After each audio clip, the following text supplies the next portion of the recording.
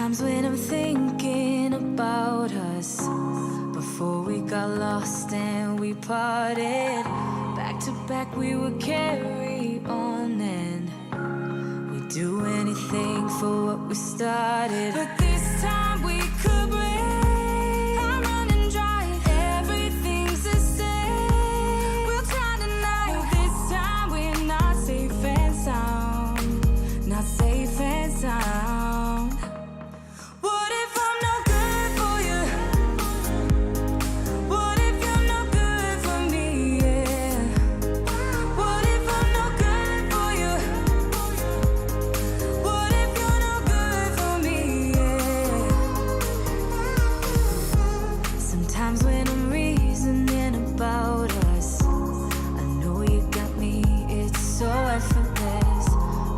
Back we would carry on and we'd do anything for what we started. But this time we could break, I'll run and drive, everything's the same. We'll try tonight, this time we're not safe and sound, not safe and sound. What if I'm no good for you? What if you're no good for me? Yeah.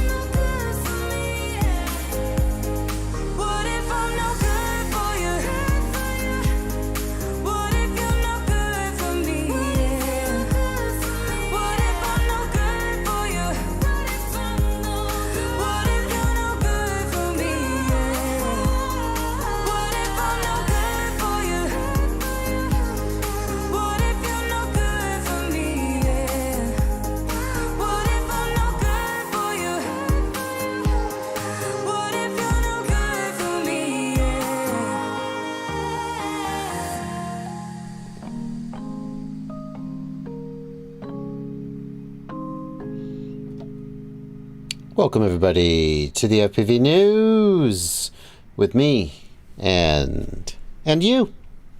And me. It's Blunty. It's Blunty. Good to be here with you, Blunty. How you doing? Good. How are you doing today? I'm good. I'm very good. I'm very happy today. You know, I take a lot of I pay a lot of attention to some of the technical aspects of the stream. Not starting the stream on time. We were just shooting the shit before the stream of talking about the news, and I was like, oh crap, is it 1 minute to air? But what I do care about, though, is the volume levels. And I'm happy to say that I found a tool to let me objectively level our volumes. So I hope that the people appreciate how equal... Here, you say how equal we sound. In theory, our voices are quite equal because we should be. You got the right luff.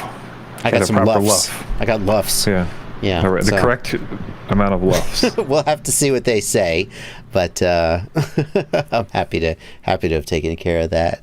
And I'm happy to be here with you guys as well. Get him out of there. I don't want to be on screen if Blunty can't be on screen. Boom. There we go. Okay. I'm happy to be here with you guys as well. Both the patrons and the Discord server here on the right side of the screen, and I used to call them plebs. That was a running gag for a while, Blunty. I called the regular YouTube chat the plebs. Nice and loud without distortion. Fantastic license to drive. You know, that's a word you don't hear often is plebeian. Plebeian, yes. Yeah. Way back, they were the, what is a plebeian? I don't know. I don't know the etymology. Josh Feltz thinks you have too much hiss in the background. I mean, all we've done is the relative strength of your voice and your hissing background hasn't changed because you didn't really... Yeah, I didn't change anything on my side. You just changed on your side. I just brought your level up. So, yes. So, I mean, you could always turn it down. You know, we also talked about that. For those of you out there who know a thing or two about audio, I normalize both my videos, and now I've normalized the live stream, which I didn't used to do, to negative 14 LUFS, which is a measure of loudness. And that's supposed to be YouTube's sort of standard normalization level, but I've noticed my videos are way louder than anyone else's.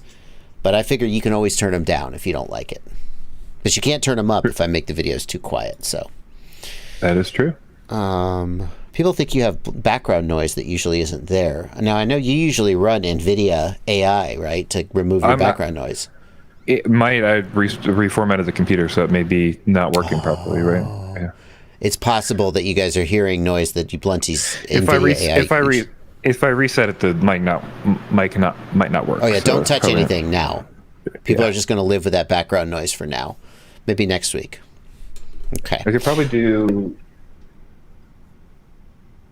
I mean, I don't see if care. that helps. What do you have? Do you have a fan blowing? Yes. That was probably what it was. We'll see. No, it's quieter for sure now. Now you're gonna get. Are you gonna get super hot and uncomfortable though? I don't want that. Okay. No. Do you know who Herman Lee is? I promise we're gonna get to the news. Herman Dragon Lee, Force guitarist. The guitarist for Dragon Force. People point out that on his live streams, he always has a fan blowing, so his hair is all blowing in the because he's a rock guitarist, and you have to have that. I was I thought of that when you had a fan going. Probably not the same though.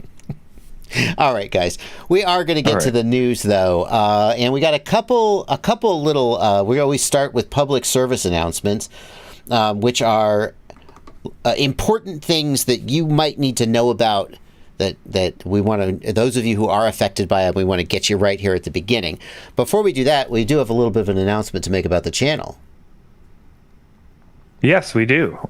Some people may have noticed there's a number for subscribers, and that number has hit a milestone. 250,000. 250,000 subscribers. So yeah, that's pretty awesome. I'm glad to be here. Hanging out. Thank you. And in fact, you told me about that. We were talking about planning a video, and you were like, "Oh, by the way, congratulations on 250,000." And honestly, once I broke 100,000, I kind of stopped looking, and I was like, "Oh, wow." So here's to the next 250,000. Yeah. I don't think so. That's going to be a while. Yeah. Next year. My growth is. Here's the interesting thing. My growth is staying about the same. But what that means is that percentage-wise, it's leveling off. You follow? Right. Yeah. So because the milestones get further and further apart. So I got to 1,000, I got to 10,000, I got to 100,000. It's going to be a long time before I get to 1 million, if ever. But 250,000, I'm very thankful to you guys and all the subscribers. Let's do the PSAs, though. The first PSA, Blunty. People have asked me about this recently. I thought we had this issue fixed. It's come back up again recently, and I haven't had a solution, and I've just been telling people, sorry, there's nothing you can do. I literally had done that 10 minutes before you told me this solution was out there. I had told someone, sorry, there's no, and I was like, really? So what is the issue that this fixes? And then we'll talk about what the fix is. All right, so if you've got a pair of V2 goggles, somebody even mentioned this in chat already today. This is happening enough. So if you have a set of V2 goggles and you are not using a DJI FPV drone, or you haven't updated in a while on those goggles, they have a bug where if you're in DIY mode and you're flying the air units or the Vistas, and then you leave your goggles on and plugged into a battery, and they lose power from that battery losing voltage. Mm-hmm. Sometimes, it doesn't seem to be every time, but it seems most of the time with certain batteries, they will reboot into the FPV Racer drone mode, not the Air Unit and Vista mode. And when they do that, you can't switch back. There's no option to switch back. It's not even in the menu where it normally would be. For some reason, running the battery all the way down confuses them.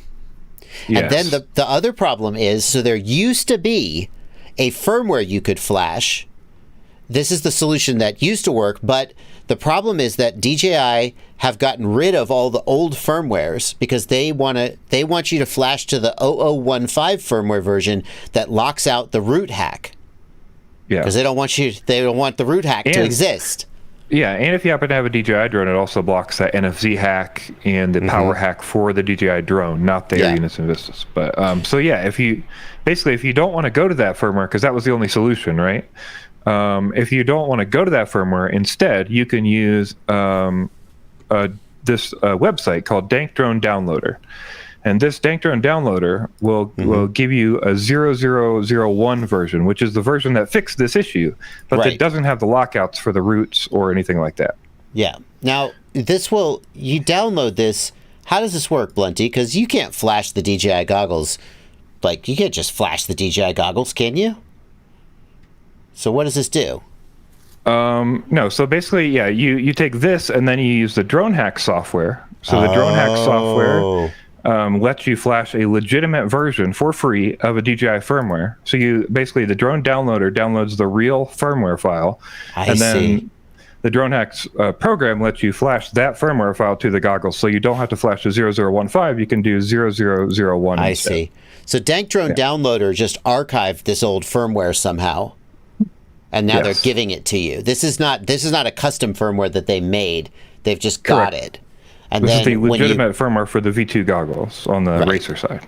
Yeah. When you combine that with the Drone Hacks app, you can flash that firmware outside of the DJI architecture. And GMI Visual says this is old news. Madstech mentioned this ages ago. I don't think this exact fix not that I'm aware of, but maybe he did. But I have tons of people every day who contact me and have no clue about this, including you, who also do not know about this. So we're showing it on the news as a PSA, so our viewers can find out about it. Well, the problem, I think what Madstech probably talked about was the old solution, which involved flashing that old firmware via the DJI FPV Assistant app. But ever since the 0015 firmware came out and they got rid of the old firmwares, that didn't work anymore, and people were screwed. And by the way, thanks to the community, because I'm not going to say anything rude about DJI, but this bug exists. DJI haven't fixed it. And now they got rid of the fix that they did give us. And I was going to say, they fixed it, but they're just like, if you want it, you got to take it all. You can't get part of it. So the 0015 firmware does fix it, but you can't have the root hack and all that other stuff. So I guess that's fair play, DJI. Yeah. Fair play. I mean, still kind of a dick move, but fair play, I guess. Yeah. Alrighty. That's that. If you run into that, share that out into the world, because people are being affected by this. And we should also say thank you, Blunty, to Junus. Junus is the one who let me know about this. Junus, the guy who did the original FPV Out hack and got the original magic bit figured out. So he shared that to me. So, all right. Thanks, Junus. All right, we got another problem that has afflicted people for a long time. Blunty, a while back, Betaflight came up with a feature where if you go into the CLI and you enable this certain option, it lets your flight controller acts like a joystick adapter. And you can use your controller with your simulator by plugging your flight controller into the computer, right? And that option is the USB HID CDC option. Yes. Yeah, you turn it on in the CLI. Mm-hmm.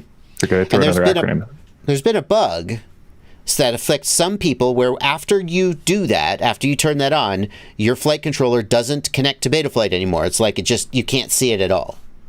Yes, correct. And in my experience, the fix is that you use bootloader mode to reflash the flight controller, wipe the config, and then you just don't do that anymore. You don't get to use this feature.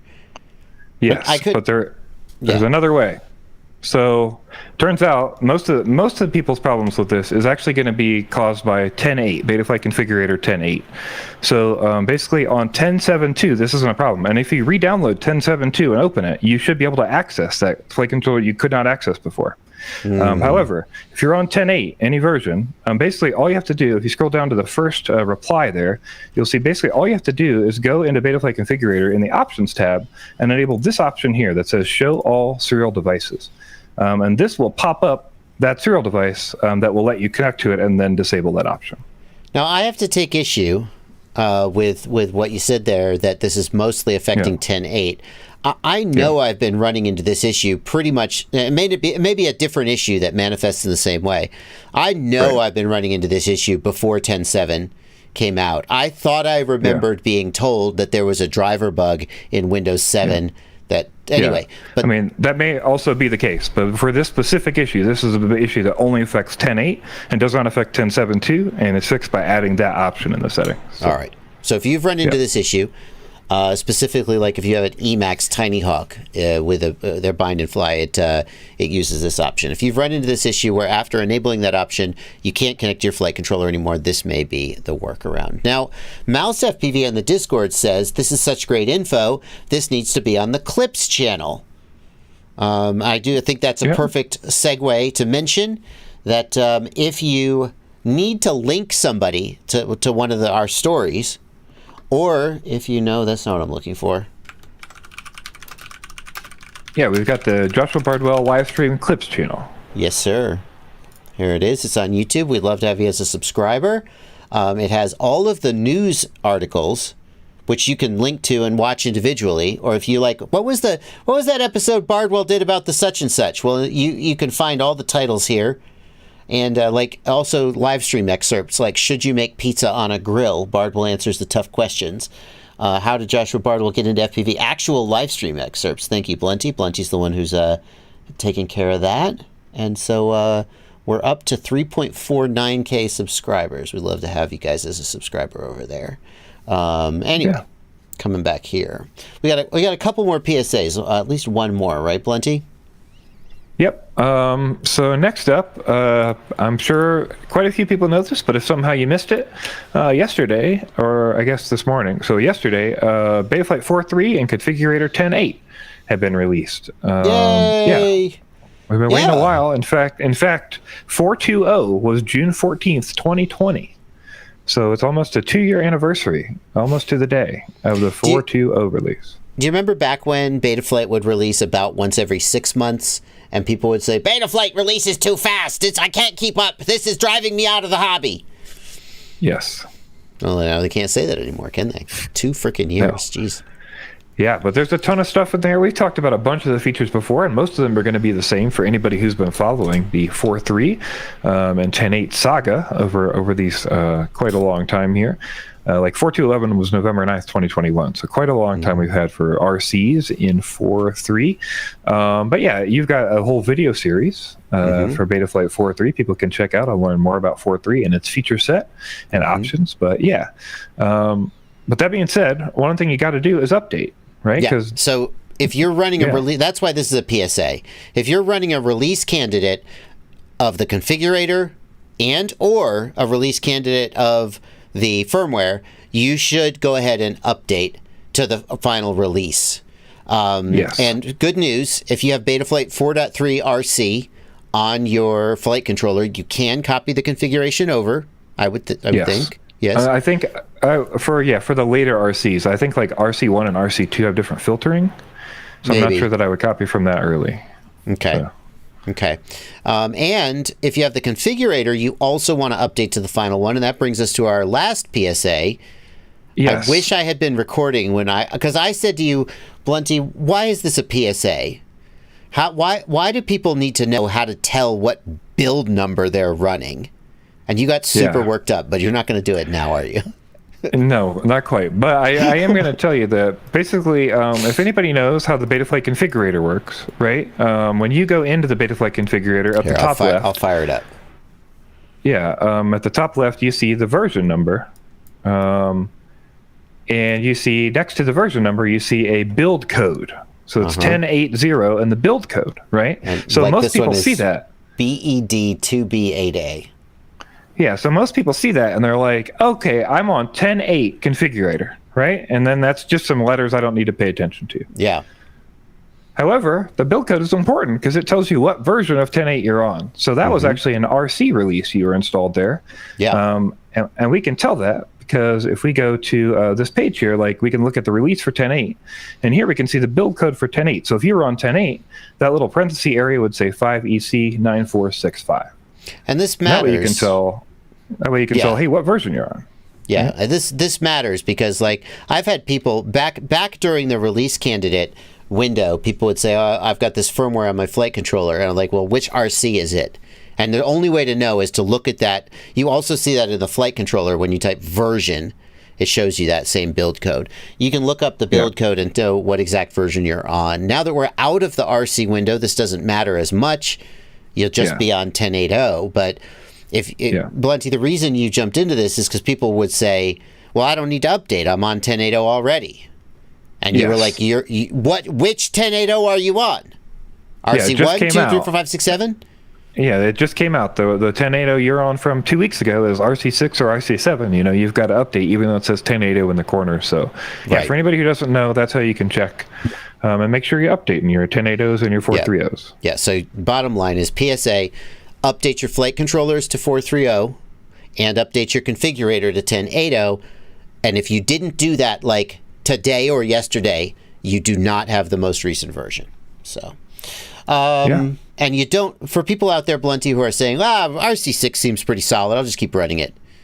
Your thoughts about that? RC7 is pretty solid.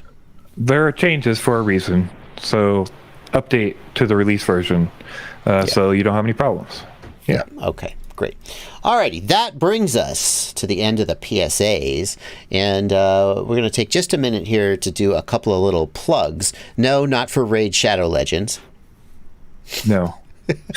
But I'm going to plug your website, Blunty. Blunty, somebody emailed me just today, and he said, look, I appreciate you helping me with this problem, but could I offer you $50 to get on the phone with me? He actually said, could I offer you or Blunty $50 to get on the phone with me? And I was like, funny you say that, sir, because Blunty has a website, and part of that website is your one-on-one service. So if you want somebody to get on the phone, and it just turns out that is in fact what you ask for, an hour or less, $50 flat rate. Yeah, that's correct. $50, and you can sit on the phone with me for an hour, plus or minus, and talk to me about whatever you want to talk to me about, whether it's fixing your stuff or, just shooting the shit, whatever you'd like. I'm there for you. And then not to be, you've got a website too. It's called FPVKnowItAll.com, and it's mainly focused around a shopping list that people can use to find out what they want. And that's what I do when anybody tries to get me on a call about what to recommend them, because I'm like, I don't make recommendations. You can go to this website and check that out. We're constantly updating it. Now, Blunty, you used to in your previous life, maybe a little bit still, you used to be a cannabis consultant. I'm going to guess you got more than $50 an hour for that, though. That's correct, yes. Yeah. So, you said people could call you up and talk about whatever they want. Is there a loophole here? They can call you up and for $50 an hour ask you cannabis questions? Yeah, I'm fine with that. Yeah, my cannabis consulting price is for me to be on site, walking, talking, looking at plants, looking at your nutrient mixes, looking at your idiots who precipitated out phosphorus because they mixed the fucking nutrients wrong in the barrel, and they've got white things floating in the barrel, and they don't understand why that's bad. And that's my value. That's the role I play. I see, but if you just want to talk on the phone, and for those anybody thinks we're joking, we're not. You live in Denver. It's legal there, and you are in fact extremely knowledgeable. I like phosphates and precipitate. Those sound like real. If you add the silicate in the wrong order, then you change the silicate precipitates out, and then you don't get the silicate into the plants. Like, there's so many pieces to this that aren't that. If you mix something together and then a big cloud happens and then things don't mix together, there's probably a problem with the way you mixed it. No, I would agree. Anyway. So Blunty will help you with your quad. He'll help you with your plants. Or whatever else you want for $50. All right, guys, that's our plugs. Let's get on with the news. And the first news item we've got today is a follow-up from a previous item about the GoPro Bones. Yeah, this is also a call out to anyone in the audience. Nobody responded to us last time, and I'd really like somebody to reach out if they can with some evidence for this. But we're going to share with you another tech support from the GoPro Bones. So last time we told you the GoPro Bones replacement cost was $199. And that was by someone who sent us a transcript and then told us that they paid $199 but weren't able to provide a receipt. I also got a message this week from someone who contacted support. And this support agent says it's definitely $99. They say it is not $199. It is definitely $99. It's the same price as the Hero 10. It's not an issue. So this is almost the polar opposite of the last chat conversation that we saw from GoPro. Yeah. And so, yeah. Well, we want to do this follow-up, Blunty, because our goal is to give you guys accurate information, as accurate as we can, except for the times when we decide to just spout off and, give you our dumbass opinions. And we try to be clear, I think, on which of those we're doing. And we had a source that said it was $200, and a whole lot of people got mad, rightfully so. And now we have a source that says it's $100, and it sounds like the GoPro support agents probably are giving the best information they have and just don't have accurate information. But what we really want is, have you exchanged a GoPro Bones under GoPro's policy? Can you show us an actual receipt of how much you paid so we can have, because no one, we're like, these people are like, well, they told me this, they told me that. And we're like, can we have the receipt? And they're like, nah. Yeah, so we need that receipt. Or you could, obscure all your information. Just need to see that it's some kind of receipt that shows you paid that, some kind of evidence that, like, hey, this is legitimately happening, because so far it's a bunch of hearsay and there's two conflicting things, and it seems like messaging random support agents, like we've learned from many other companies like Caddx and other places, are not a great source of information for a company. So if you've got actual evidence from what you paid or what you were charged, that would be great. We'd love you to send that into news@fpvknowitall.com. With that information, and we'll redact anything you want, and so we can share that. Thank you so much. Alrighty. Next up, Caddx. Do you remember back when people asked, hey, Caddx, what actually happened is RunCam came out with DJI products. Caddx got pissed and said, we're going to put some DRM and make it so third parties can't do this. And then DJI was like, you said what? And Caddx was like, oh, sorry, we're not going to do that. Hey, did you guys hear we're working on canvas mode? Oh, yeah, we totally are. And then, boom, crickets. So, and then randomly every now and then they'd say, like, oh, yeah, still in the process. Don't worry about it. Yeah. Well, it turns out that they were apparently actually working on the Avatar system, or Walksnail was, who totally isn't Caddx. Yeah. And the Walksnail system does have, it's not canvas mode, it's MSP DisplayPort. Yeah. And so finally somebody said, hey, Caddx, what the F is going on here? Yeah. And Caddx was like, don't worry. They have a new system, canvas mode supported. Okay. Yeah. On the Walksnail system.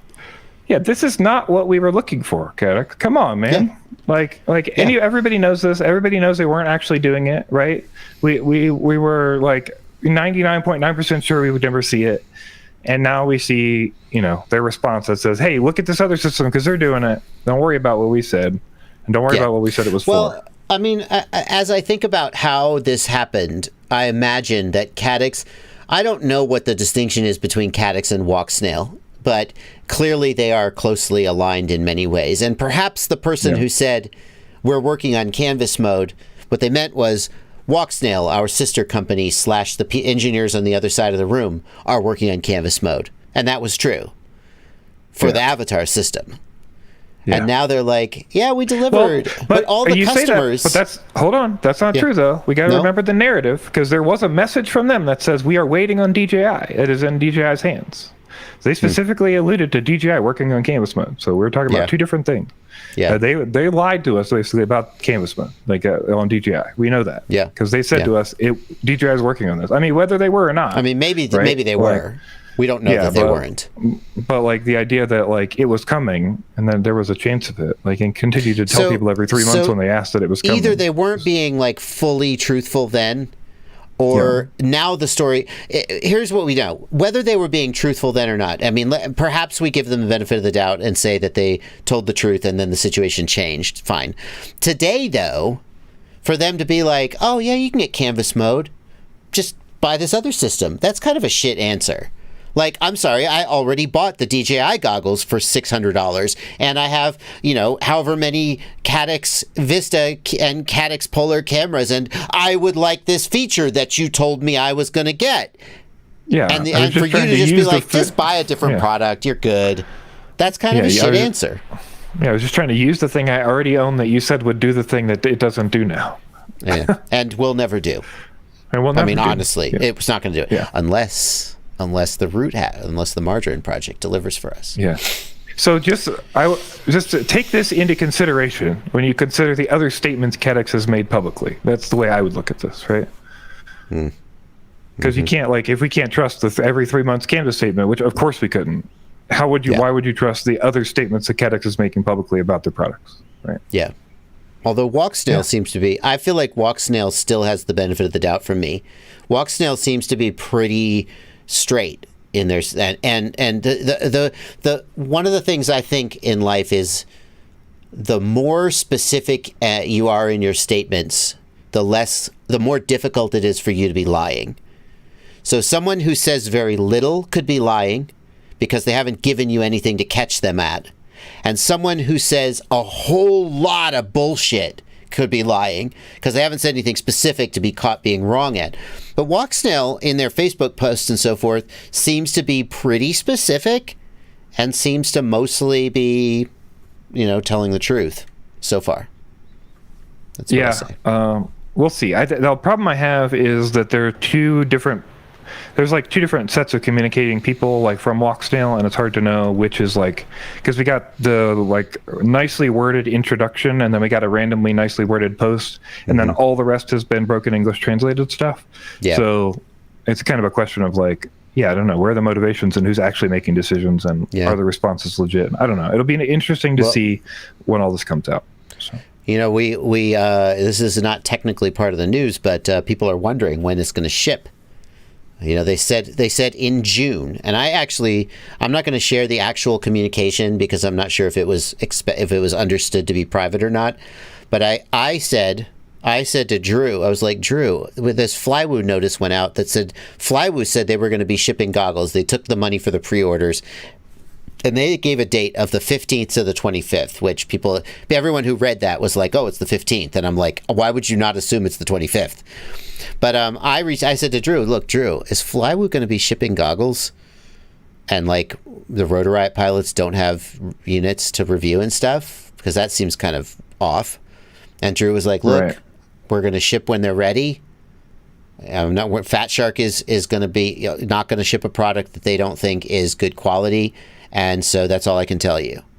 I was like, okay. So then I reached out to Walksnail, and I was like, hey, what's going on here? Are goggles shipping or not? And Walksnail said that that Fat Shark would ship first. So that much I am happy to share. They were like, yep, we're getting it all ready. And they seemed to think that they were still going to ship on time. We'll see. We'll see. It'll be interesting to see what state everything ships in. That's for sure. If you paid Flywoo for your pre-order, expecting to get it to ship on the 15th, I think you're going to be disappointed. Alrighty. Sure. Next up,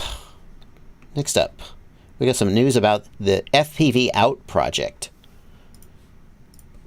Yep. The FPV Out Project has posted an update today relating to the Axis HD box and the rest of the FPV Out project. So basically, Junus made a post over on that, and we've got that here for you. I'm bringing that up right now.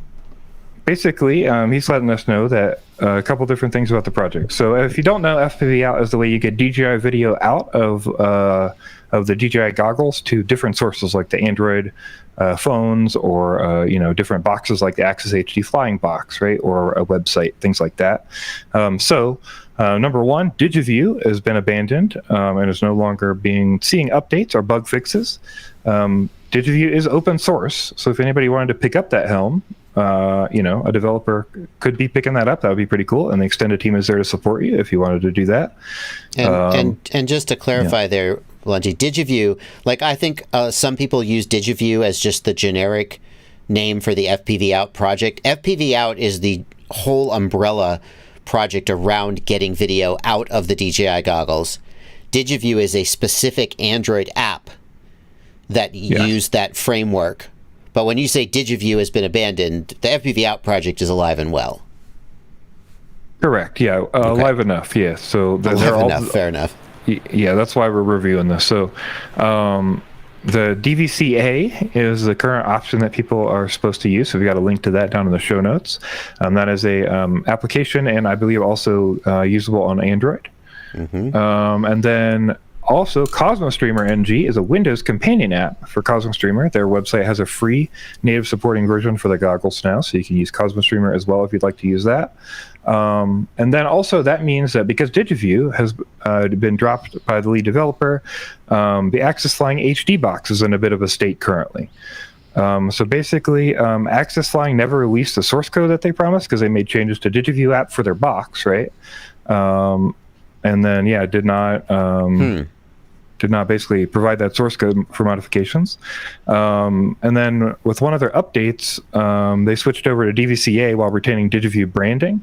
So basically violated the GPL licensing on that because I hate that because they swapped the code without swapping the license. Like they basically didn't make any attributions to the code. And then also there are reports of the boxes being unreliable. I've seen quite a few users have issues with their boxes that they're using quite a bit, and the support hasn't been responding a lot. We did reach out today to AxisFlying to see if they could get a response, but so far we reached out this morning, and it doesn't look like in China they've had time to respond to that yet. So sorry. So I'm just going to take this video down for the time being, because I don't want to be promoting the AxisFlying box if it's got issues, especially not if there's a GPL violation.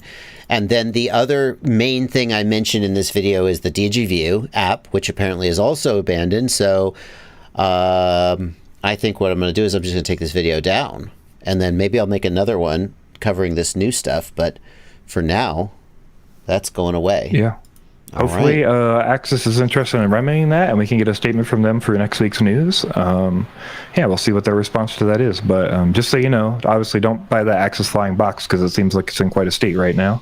And until they make a clarifying statement about that. If you already have it. And by the way, we asked for a statement, but we asked for a statement because I got an email this morning from a customer, and he said, I bought the AxisFlying box, I used it like 5 times, and then it died in front of a customer. Obviously, he's doing professional stuff. He was like, I was super embarrassed. What are you going to do to make this right? And he said AxisFlying didn't reply to him or blew him off. I don't remember the exact details. So then he forwarded it to me. And then we said, hey, AxisFlying, do you have any statement about this? So when we say AxisFlying hasn't responded, they haven't had time to respond to us because that just happened this morning, and in China it's 6 a.m. right now. But, I mean, they, according to at least one customer, they also didn't respond to him and had plenty of time. And also the dev team. Like, I don't know, they haven't been talking to the dev team either. They haven't shared source code, and they've made swaps without talking to anybody. So. Yeah. But even if you're like, screw the GPL, I don't care about open source, I just want my stuff. Well, I mean, if you're a professional, and I mean, even if you're not a professional and it dies after 5 times and you're out $200, that's kind of a big deal. So AxisFlying box is on our do not buy for the moment and maybe forever list, sadly. Yep, AxisFlying usually they try to make good stuff, and they make a good name for themselves. It's a real shame. Well, let's talk about something positive, Blunty. We've had like several, here's a product that's shitty or a problem. But here's some good news if you use ExpressLRS. Because until recently, just about the only way to build and flash ExpressLRS has been on a computer. Which, fine, but not everyone has a computer. And of those who have a computer, they don't always have it with them. But Speedybee has come up with the ability to build and flash ExpressLRS on your phone. And what is this video here? Whose video is this? You just linked to it, Blunty. I guess it's safe to play. Yep, it's Axis's video that shows the process. But basically, there's a new feature on the Speedybee app. You can go in and pick to flash your ExpressLRS stuff. Only Wi-Fi is working currently, even though they kind of copy-pasted the whole configurator in there. It's like it's a weird implementation because a lot of the features don't work, or at least a few of the features don't work. Only the Wi-Fi flashing works currently. But basically, you could go in there and set your settings, and then it downloads from like a cloud build. So you have to have internet access. And then it builds on the cloud instead of building on your phone. I was going to say, because you need all kinds of libraries and shit to compile on your phone, on your computer, and I would assume most of those libraries don't run on phones. Yeah, or if they did, it would be a hassle and stuff. So yeah, it's all cloud builds. That being said, just for future reference, 3.0 of ExpressLRS will do away with all that, and they'll have unified targets with JSON files for all the settings, and also it will have Betaflight configuration from your TX. So in theory, you'll go from needing Speedybee with an ExpressLRS configurator in your phone to not needing Speedybee at all, and be able to do all the settings from your radio and stuff. So. Yeah, I saw a demo of that feature in case people aren't clear on what you're talking about. The idea is that, tell me if I got this right, Blunty. Your ExpressLRS module has a Wi-Fi radio in it. You connect to that using your laptop or your phone. It sends the data over the ExpressLRS connection to your receiver, and from there into your flight controller. So instead of having like Speedybee on your phone, you're literally going through the Wi-Fi in your module, through your control link, and out to the flight controller running the standard Betaflight configurator. Is that right? If I heard you right, yes, I think so. Yeah, I was reading chat too. So yeah, I believe you got that correct. Is it going from the laptop to the receiver to the flight controller, or is it going from the laptop to the module through the control link to the receiver to the flight controller? You see the difference? Because one you could do a mile out, and one you couldn't. Maybe somebody in chat can correct me. It's been a while since I checked out that feature. I wasn't trying to dive into this feature, but yes, sorry, I was not prepared. It's okay. Okay, no problem. I mean, God forbid I not run us off down a tangent. The other thing I heard suggested was that in ExpressLRS 3.0 with unified targets, they may have over-the-air firmware updating, which would please me a lot. Yeah, Bryce says it goes from your laptop to the receiver.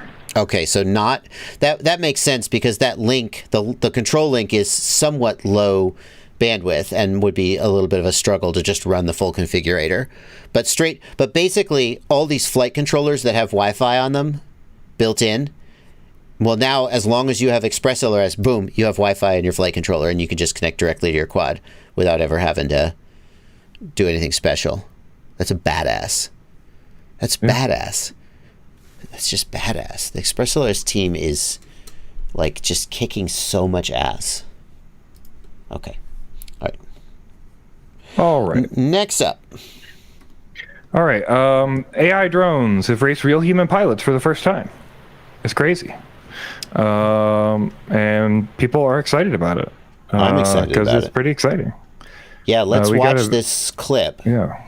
I think if you haven't seen this, prepare to get your freaking mind blown.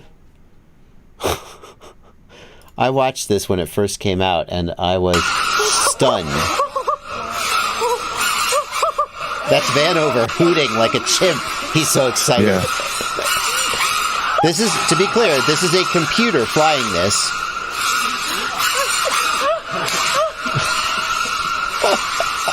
He's reverted back to his roots.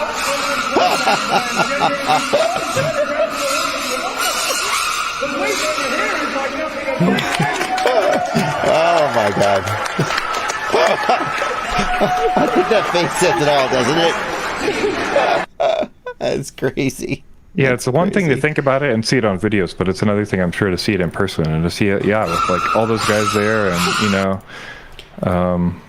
yeah, it's pretty crazy. And basically, this was pre-planned. So it uses information to record the track and then does the planning on a computer.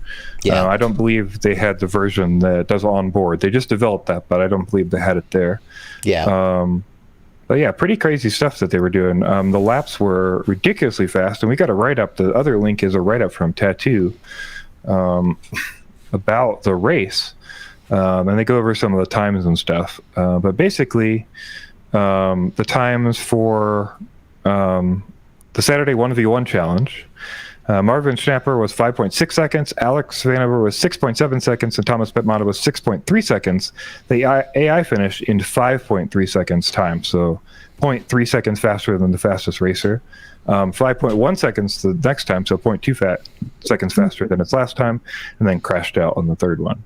Yeah, and I love this twist that Vanover won. He basically cheated, but hey, he blocked the gate so the AI sensors detected a fault and then crashed. It's like, hey, that's a win for humans. That's how we're going to have to beat these killer drones. We're going to have to find their weaknesses and defeat them. Yeah, so it's pretty crazy, man. They and then they did some more stuff. They drilled down to different brains, so they only had one brain working on it, one camera, instead of multiples to more emulate a human. And they were still getting some great times on that, but were beaten a couple times by humans on those runs. And then for the final set of runs, they did a final round.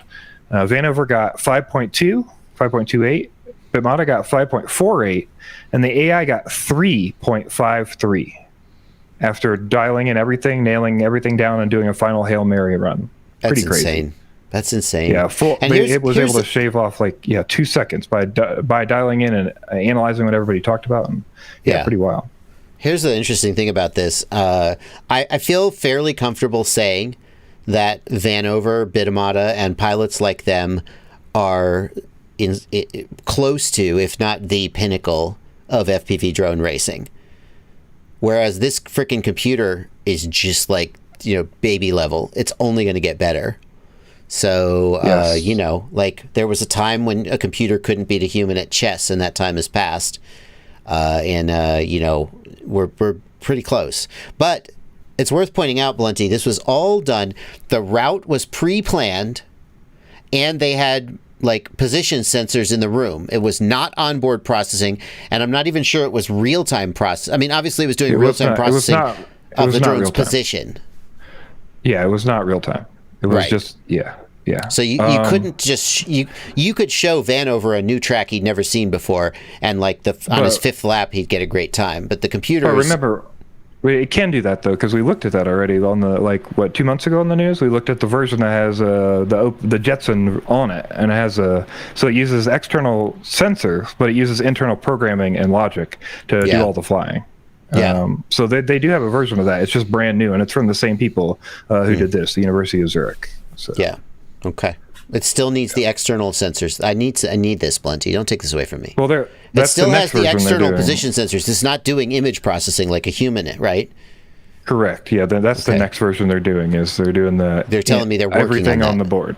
Right now. The next goal they said in the last paper was everything on board, I think. When do they add the machine guns and the shock collars? I'm not sure. It won't be the University of Zurich, but Good point. Good point. Yeah. University of Houston, University of Dallas.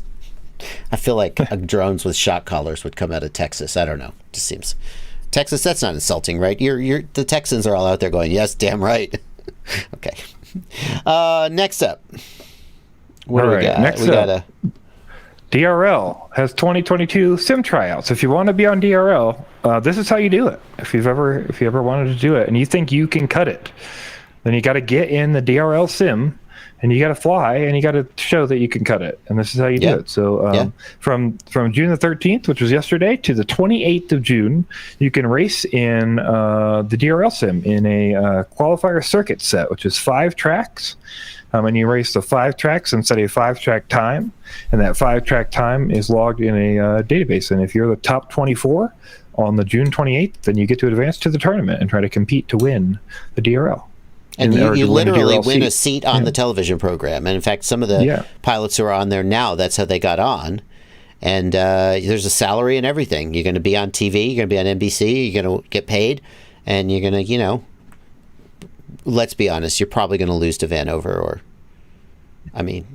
okay. But, you'll still have a good time. Didn't Manny himself win one? I'm trying to think. Wasn't that the case? And he was a fill-in pilot, right? Mm-hmm. So now Blunty, I don't want to toot your horn too much, but you've been playing a little bit. You're not doing too shabby. I'm doing all right. Yeah, I'm I'm so far I'm top 30%, but it's only the first 2 days. So. And then the same people who are always at the top are in like positions 1, 2, and 3. Sadly. Yes. I may give that a try. Shout out to Halo Walker. He's always up there, and he's right there near the top. So yeah. All right, give that a try. I mean, even here's the thing. I don't. We said if you want to be on the show, try this. I got to say, even if you're like, I'm gonna give it a try. It's just fun to try and to grind and try. You can learn a lot by flying in the simulator, and it's fun to see where you're at. Even if you don't think you have a chance of getting on the show, like me, it's still a lot of fun. So yeah, I think it's. I love leaderboard smashing anything you can. So, yeah, always a good time. Next up, we got something a little bit lighter. We mentioned this last week. That a long time ago, Chad Kapper, founder of Rotor Riot and co-founder of Flight Test, had made a movie about drones. And we teased it last week, and I think what we're going to do now is we're going to play the trailer, and hopefully... Oh, he's got it up on his new channel, actually. Yeah, he's got the whole movie up on his whole channel. I linked that in the chat as well. Yeah. Oh, there's a link. You could just watch the whole movie for free. Oh my God, we should ask him if he would mind if we like stream the movie and do a watch party. We're not gonna do that tonight, but that might be fun. But here is a react. We're gonna watch the trailer and we're gonna react. I actually haven't seen this whole trailer. Oh my God, the retention is. Look at the retention graph. Nah, we're out. This is the exact moment where almost all of the audience has left. Ouch. Okay. Oh, wait, we came back. All right, here we go. We're going to watch the trailer. When the world's turned upside down, it's strange what you start to miss. That's Christian Kapper, Chad's son. Also the editor of most Rotor Riot episodes. Being alone during the outbreak was hard, but I accepted it because I thought Dad was dead. Now that there's a chance he might be alive, I can't stop wondering. Why didn't he try to find me? Look at that little tricopter! That he would abandon his son. I miss Dad more than anything, but I'm afraid what I might learn when I find him. Patient 185 died this morning. My friends call me Kitch. Well, they called me Kitch. It's decent acting from Kapper, from Christian. I mean, his delivery is... You know my dad? Terrible. I haven't seen him in years. The writing is terrible. Wait! So bad. Right! Before the Fraser kid got there. Hand it over. He's gonna kill me. Bring in the girl. Hey, let me go. Get him. You go get the weapons. This is so close to a good movie. It's the only way I'm gonna be able to find my dad again. This is so close to... the drone under control, you're gonna win the race. You better not mess this up. It's really clear that how much skill went into making I can do this. Watch this turn. It's tight. Go! Keep going! It just Why feels won't anyone like... take me seriously? I've got a gun. I'm not getting in that truck. Get in the truck. Hitch! No matter what you say, I believe in you. It's so close, Blunty. I gotta say... If you say so. It feels so... There are so many aspects of it that are skillful. And it just is missing enough things that it kind of doesn't hold together. It's corny. Like the line... like what stood out to me is when he says, why would anybody pay attention to me? I've got a gun. That's a solid line. But then the very next thing that happens is like a whiff. You know? I don't think... Yeah, I don't know. You don't agree? Seems real bad. So the dialogue is very like... the Better Call Saul Breaking Bad writers have this saying that say... it's two brothers that are sitting together, and one brother says to the other, how long have we been brothers? That's not a line that you can say as brothers. Nobody ever says that, but you say it to set up story. And that was like the whole movie was like, I didn't know my dad was not dead. Now I found out my dad was not dead. A little bit too much of tell not show. Yeah. Yes. Yeah. Maybe we should. I mean, I feel like what if we did a watch party and we watch it and we record it? You ever seen those? There's these two guys. They watch movies. I saw them because they watch and make fun of Steven Seagal's movies, and they'll just sit down and record their reaction like MST3K style, and then they'll edit it down into a 20-minute. Maybe we should watch it. I don't know. Yeah. Yeah. It is interesting, though. I still think there's a lot of like the costume design, set design.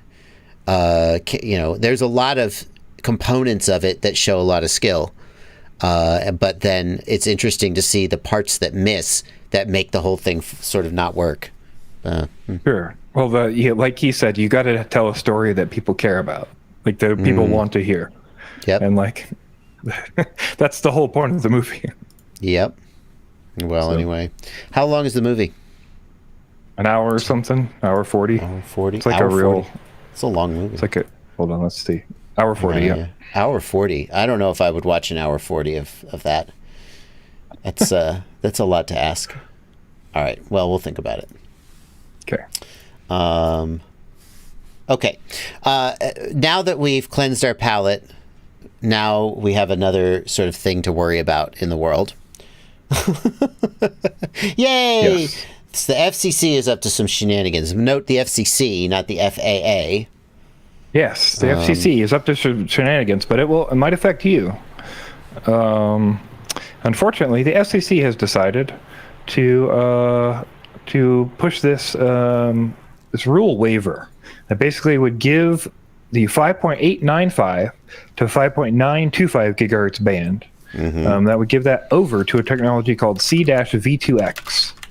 And C-V2X is called basically vehicle to everything, and it's like a wireless communication protocol that they're developing. Qualcomm is developing and has requested this section of the frequency. So and in case anyone's confused, what was the frequency range again, Blunty? So it's 5.895 to 5.925.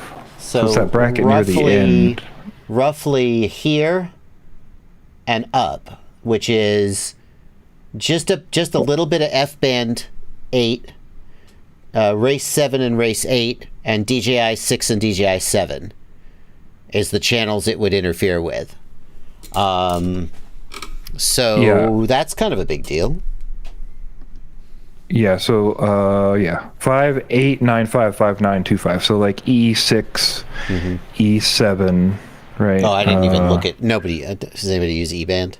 Sorry, DJI, I ignored E-band entirely. Right, yeah, race band 8, DJI 7. So may affect you a little bit if you're flying. But there is a comment period, so if you're interested, we've got info for commenting on the FCC document. If you think that might help, might you not can say, hurt. don't do that. Won't do that, and maybe hear some reasons why not to do that.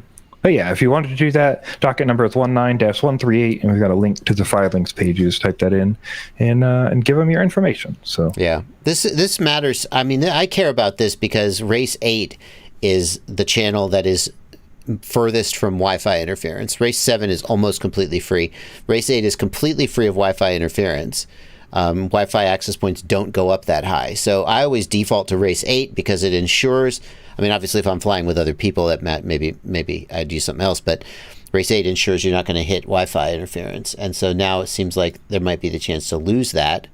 And then the other thing, Blunty, I said, well, maybe there won't be any, they'll allocate it, but no one will be using it. But no, the plan is, as you said, that if you click that link, you click that link real quick, that Qualcomm link, that second link here for this story, you can see a picture of exactly why this may not be just random, right? And that's because the goal is to put this technology kind of in everything, So the goal would be like every car has V2X, and then all the lights have V2X, and then there are like spots along each road as markers that have V2X, and they talk to the cars instead of just like a LiDAR or like another technology the car would use internally. It's an external way, or a way to use an internal sensor with an external sensor to detect information about the environment. So the idea that, maybe there's no Wi-Fi access points near us, and it doesn't matter that theoretically they could be here. I mean, if this pans out and every vehicle and every traffic light and every road has these sensors in it and these transmitters, then it could be an issue. It's not. Sam points out that just the reason we like Race 8 is probably why they like that band as well. So because it gets away from Wi-Fi. Yeah, because they don't want to have it clogged up by Wi-Fi.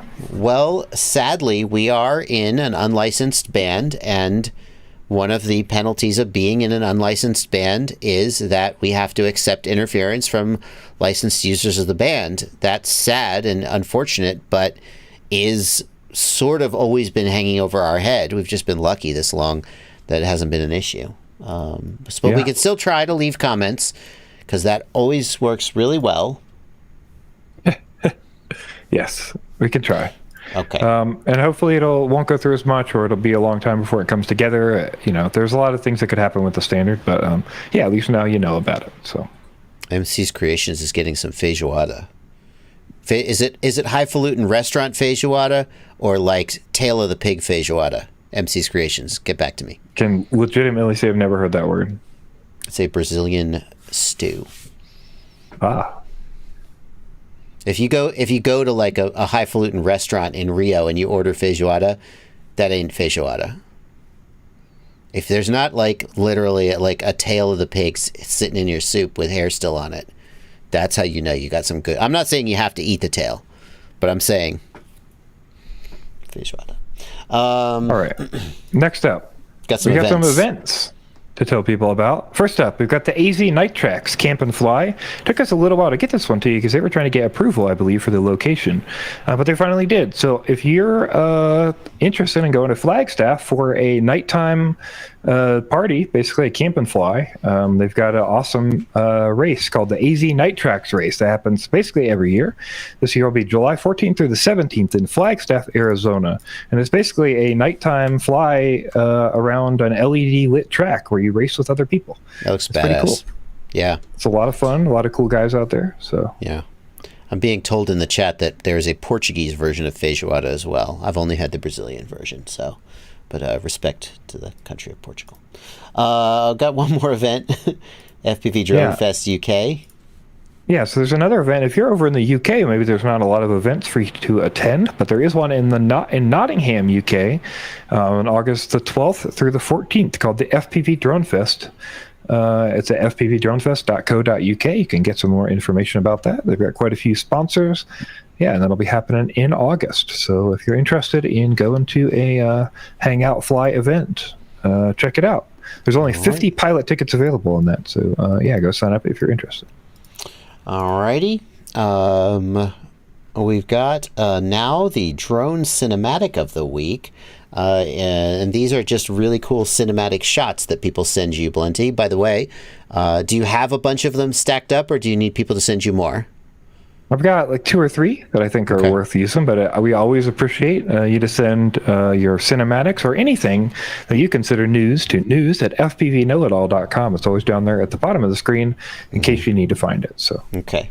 And in keeping, as we usually do, we're going to show a little bit of this one. We're not going to play audio in case it's copyrighted audio, and we're not going to show the whole thing because if you like it, you should really go give the clicks to the artist or the pilot who originally made it. But let's check this out, Blunty.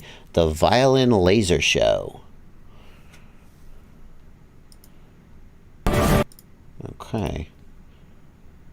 Damn. Well, it's only 41 seconds. We might show the whole thing. What the F? It's a frickin' violin bow with a laser beam on it. Yeah, pretty cool thing to film. I've never seen a violin laser show, and I've definitely never seen a drone film it, so it seems more exciting than some of the random concert shots and stuff. So yeah, pretty cool. That's badass. How do you not like accidentally shoot yourself in the eye with a laser on the end of your bow? Is there like I don't know. A safety precaution? I don't know. That's my first thought. So you should poke your eye out. There you go. Very nice, very nice. That was, do we know who the pilot is? The poster is Objective.117. Presumably that's the pilot. I guess we don't know a lot more about it. Yeah.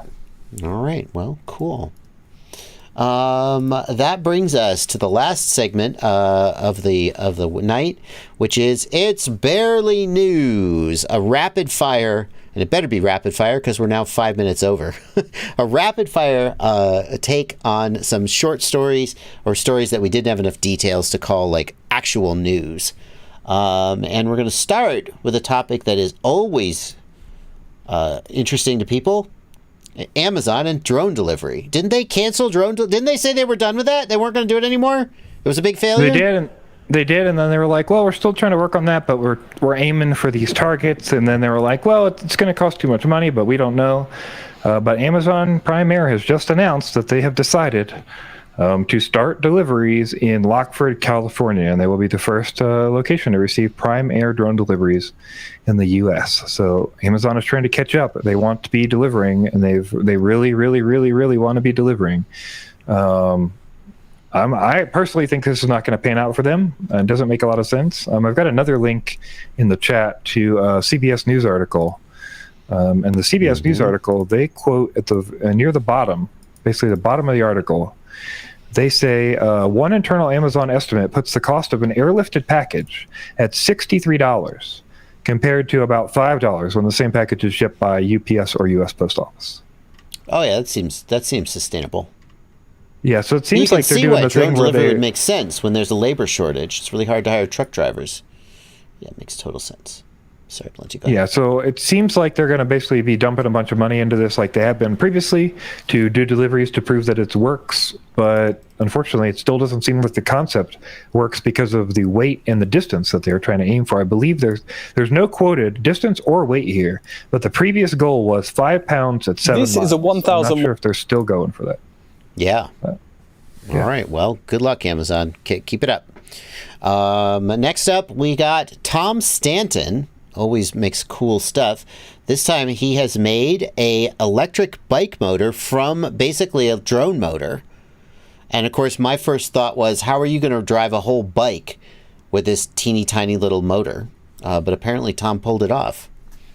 Yeah, that's part of what he talks about in this video. He talks about gearing, gear ratio. Like, what's the difference between a 1,000-watt motor? Because he's like, this drone motor is rated at 1,000 watts, and the electric bike motors are rated at 1,000 watts. So that's true.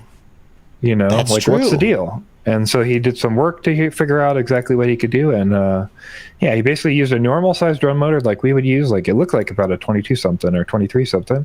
I agree. And then threw it on his bike, did some decent progress with it, but it got real hot, real fast.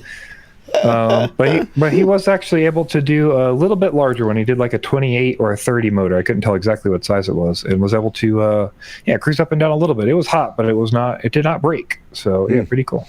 Yeah, that's the thing. I mean, 1,000 watts when you've got airflow going over it and in a short burst, and 1,000 watts like sustained by a bicycle going up a hill for 3 minutes is a very, very different scenario. I mean, I'm sure a lot of the size and weight of e-bike motors is in mass to dissipate heat. But kudos to Tom. We've got a link to the full video down in the video description if you want to see him tinker around. And who doesn't?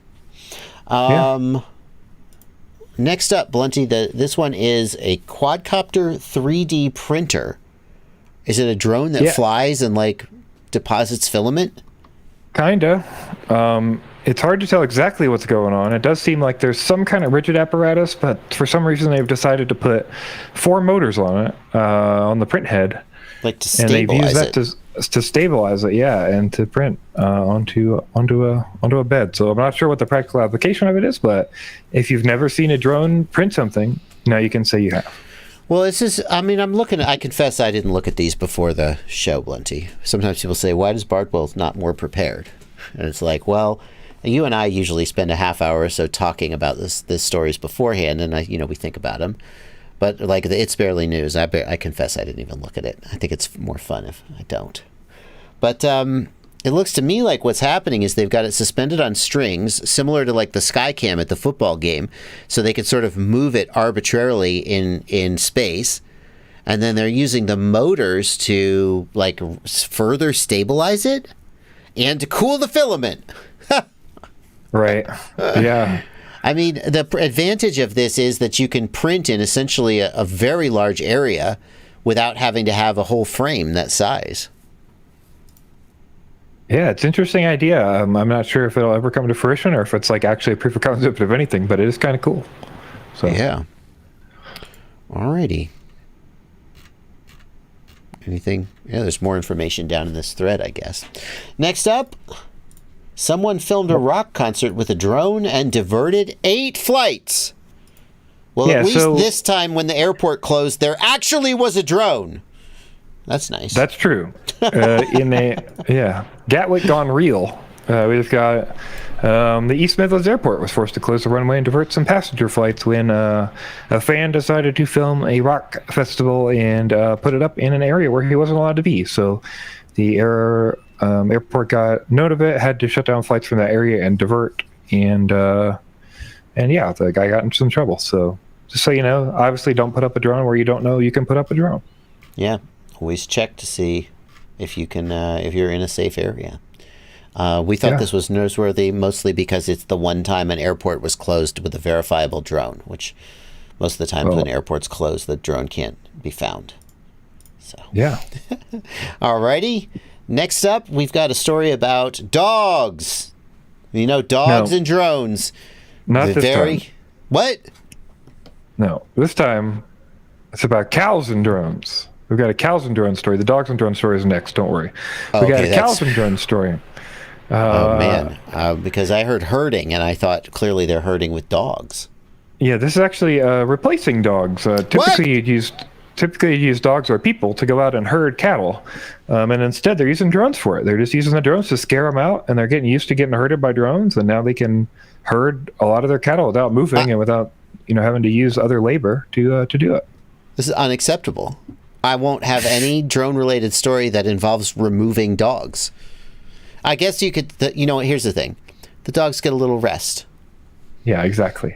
They're herding dogs. They like, you need to teach the dog to fly the drone. That's the only way this could be acceptable.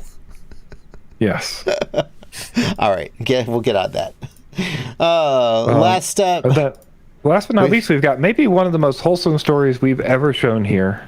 On the news, we've talked about a lot about dogs being saved by drones.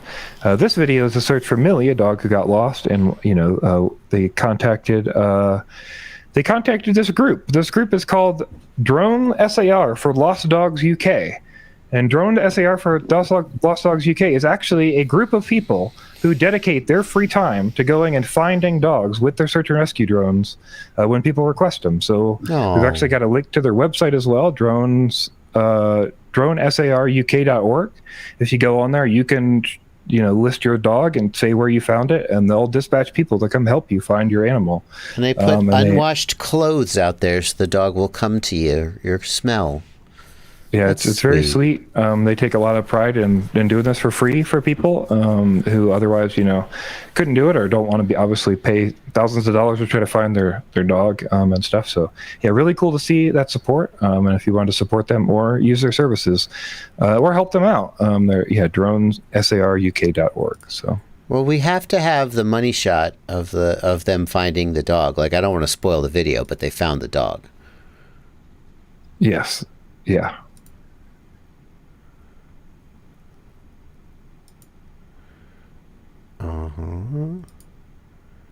Oh my goodness, that's a lot of searching. I'm thinking of Tommy Lee Jones in The Fugitive, a dog can cover 4 miles. Yep. Part of what they talk about in this is that, it's really easy to cover that ground when you have, drones. Like, you can cover a lot more space than you would be able to. With any other method, with any other search and rescue. So, yeah, pretty cool to see. And it's pretty cool to see there's a group of people who are doing this in the UK and helping people out. So, someone's mad I spoiled the video. I don't think Mike is actually mad. He's joking, I'm sure. We wouldn't tell you, this dog got lost and they never found it. It's probably dead. Alrighty, well, that's it for the news. We wouldn't do that. Well, that is going to bring us to the end. There's one more thing we got to do, though, and I've got to read the super chats. We save those to the end of the news. We got one from Anthony Greco. Thank you for a $5 super chat. Thanks for all the great content. Keep it coming. Also, a huge shout out to Blunty for the continued assistance in sorting out my first build. Excellent. You're a hell of a guy, Blunty. Happy to help. Indeed.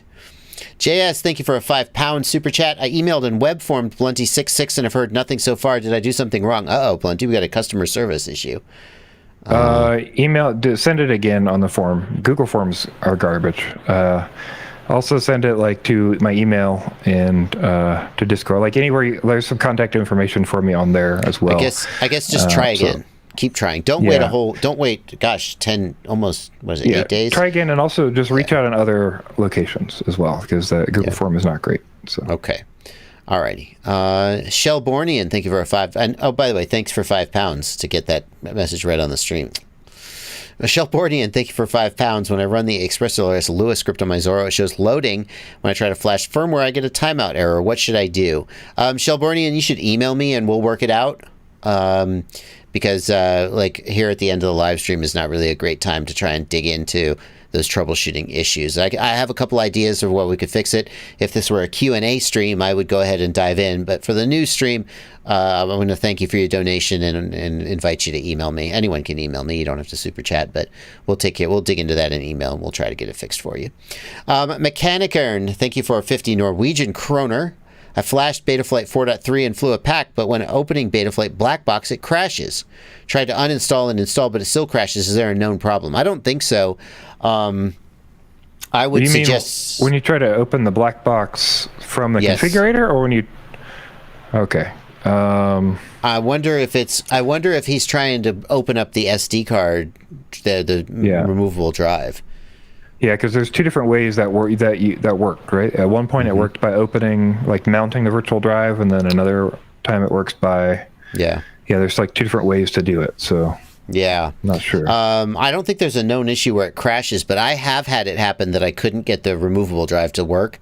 So Mechanicern, I would say if you're having trouble with Betaflight, instead of trying the activate mass storage button, do the download black box log, and the button says deprecated. But go ahead and try that. If it's crashing when you open Blackbox Explorer, make sure you've got the latest version. I was just going to say, there's a version 4.4.3, so make sure you've got that if it's crashing when you open it. Yeah. It shouldn't crash, but yeah. Alrighty, folks, that is going to do it for the news. We will see you here next week at the same time. If you have any FPV news that you think we need to know about, including events that are coming up or other customer service issues that you think are newsworthy, apparently, email news@fpvknowitall.com with all your submissions. And definitely get subscribed to the Joshua Bardwell Livestream Clips new channel, separate channel with lots of fun clips and news items. So would love to have your subscription over there. See you next week, Blunty. Thanks a lot. Take it easy, guys.